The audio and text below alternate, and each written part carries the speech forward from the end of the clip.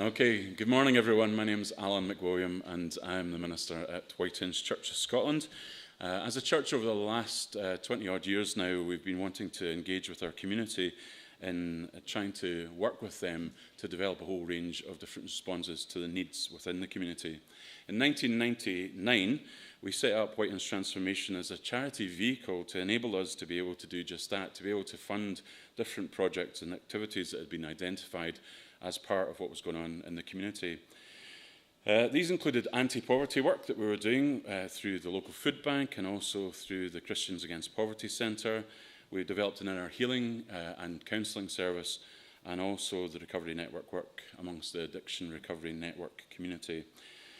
By providing a food bank, we began to engage with local folks about the needs around food poverty in particular, but we began to discover things like local kids who were being fed at the dinner school on Fridays and then again on the, sort of the Monday mornings. We realised we needed to do more. We began also to work with the recovery community, and that has been a very significant thing, and we began to talk to them about the complexity of life around addiction, mental health, homelessness, all sorts of other things as well. And so we began again to work with partners in the community through the schools and other people to engage with what we realised is actually a whole range of interconnected issues and problems within our community. What we've done, therefore, is to continue to consult the community. We've had a number of community consultations asking questions about, how do we do asset-based community development? How do we actually kind of work with them to actually grow what we do? Our initial engagement through the CAP Centre was really, I suppose, an attempt to engage through what would be crisis intervention. It was really helping folks at the point of greatest need. But as we began to talk to our community, we realised that actually what was needed was not just crisis intervention, but early intervention. We needed to actually begin to talk to folks about how we could help them manage their money. And the CAP Money course, which the Go For It grant helped us to do, has really helped us to broaden out. And so we've engaged with the schools in our community, with the colleges, both at primary, secondary and at college level, to help them to actually address issues around how they manage their money. We've also run different community activities, working with adults within the community, and helped them to help their families to be able to deal with these issues. We've also recently been working with Crossreach's Rainbow House, helping folks who are coming through recovery.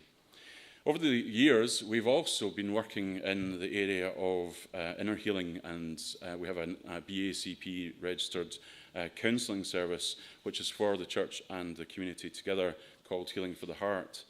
Healing for the Heart has been ministering to folks, hundreds of folks really, in a whole variety of different ways, dealing with issues around spiritual, emotional and mental health. The counselling teams have grown in their expertise, particularly around trauma, because we've dealt with folks who have come through all sorts of abusive situations.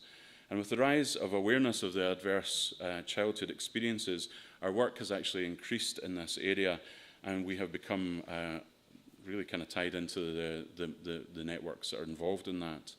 But what we've realised as we've gone along is that actually there's a number of folks who have struggled to engage with counselling because of the issues that they're dealing with, and so we've begun to offer things like therapeutic touch as a way to help people to actually grow in confidence and actually engage in the counselling itself. Made for More is a programme which again is about building confidence and helping people to find their voice. And all of that has led us to be able to develop a pro bono or free counselling service. In our community, it takes at least up to 12 weeks before you can actually get access to be assessed for any kind of a need, and a whole year before you can access it. Counselling, though, and talk therapies of all sorts are actually really significant. And so as we've begun to kind of do a variety of things that have helped people into being ready for talk therapy, that has been really very significant for us.